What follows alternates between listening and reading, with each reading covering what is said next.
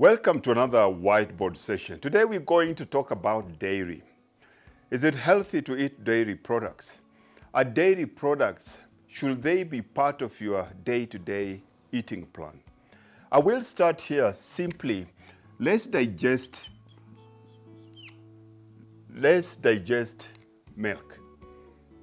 What is milk made of? Number one, sugar in the form of lactose.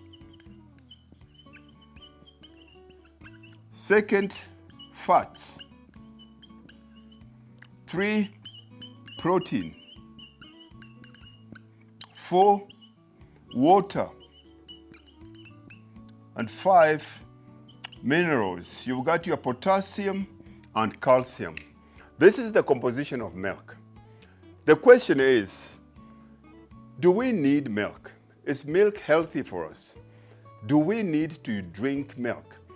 One of the biggest lies that has been passed on from generation to generation, or one of the lies that has stunned mothers to become liars to their daughters, is the old adage of drinking milk is good for you because it's got very high in calcium and it protects you from things like osteoporosis as you grow old. There is no scientific research that supports that. In fact, it is the opposite of that because it shows people that drink or eat a lot of dairy products will always have less calcium in their bone. Now, let's look at milk like this. We dissect milk and we decide, you make the decision if it's good for you or not. You have your lactose. And for your lactose to be broken down, you need an enzyme called lactase.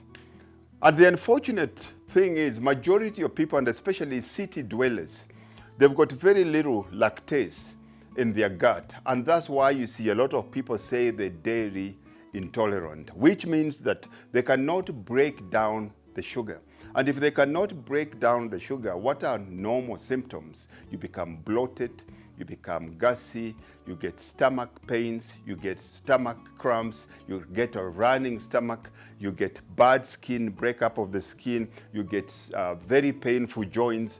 Most people are lactose intolerant because they do not have lactase in it. But you'll find majority of people that are suffering from this, when you give them probiotics that is high in lactase, automatically that problem goes away.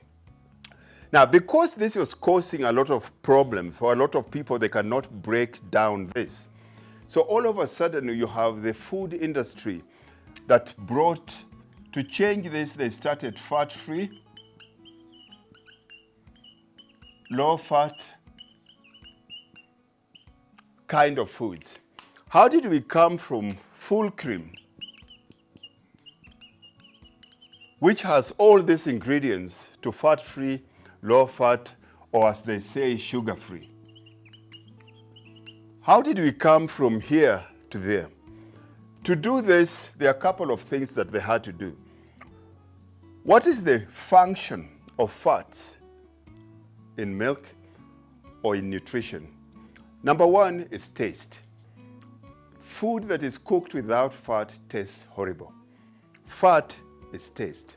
The second thing that it does here is it fills you up. You become more full for a long period of time when you eat foods that are high in fat. The third thing here is it slows down your insulin spike, your blood sugar increase in your bloodstream. And as we've discussed this in other videos, you'll find insulin becomes your fat storing hormone. As long as your insulin keeps on going up, chances of you losing weight are lower. So this one becomes a very big integral part of weight loss and wellness. And of course, the third thing that fat does, it binds all these ingredients. So if you take away fat, the first thing you're taking away is taste. What is the alternative to taste if we're not using fat? We increase sugar. Sugar also makes it easy. So the first thing they did, they took out fat. They had to double up our sugar here for them to be able to give us our fat-free, low-fat, sugar-free kind of foods.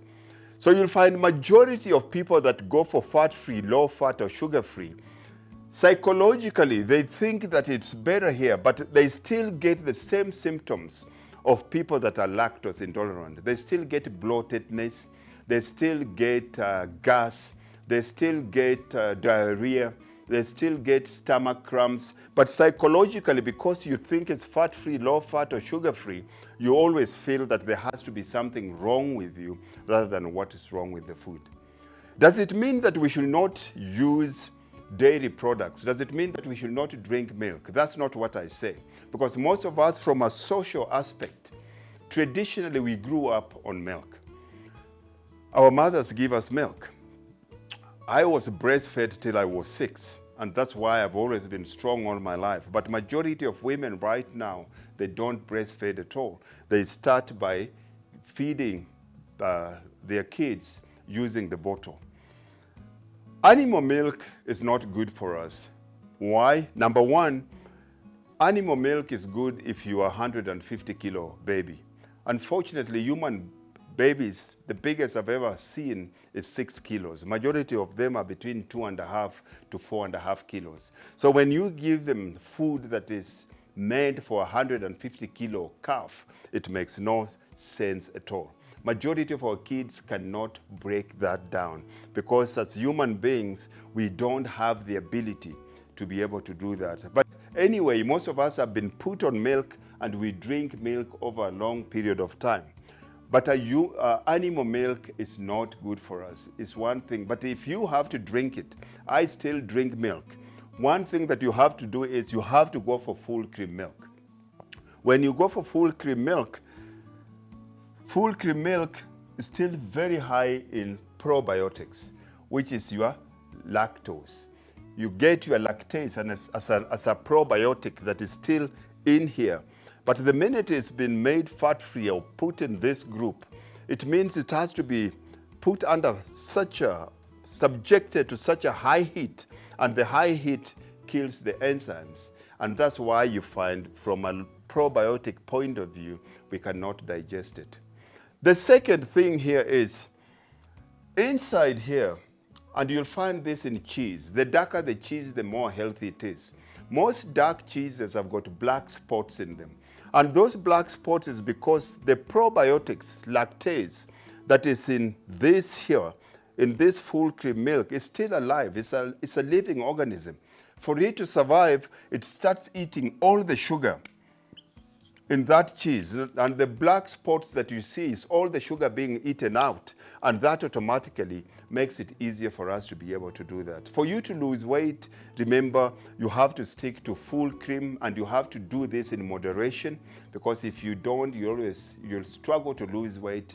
Your body will always struggle to break it down, and you'll always struggle from a health point of view. Stay away from anything that is fat-free, low-fat, or sugar-free, because for them to be able to make it fat-free, they have to take out the most important component, which is fats, and they have to increase sugar, lactose, which your body is struggling to break down. I hope this makes sense. If you have any questions, don't forget to hit me. If this resonates with you, share in the comment section which part do you like most, which part makes sense, which part do you not agree with me.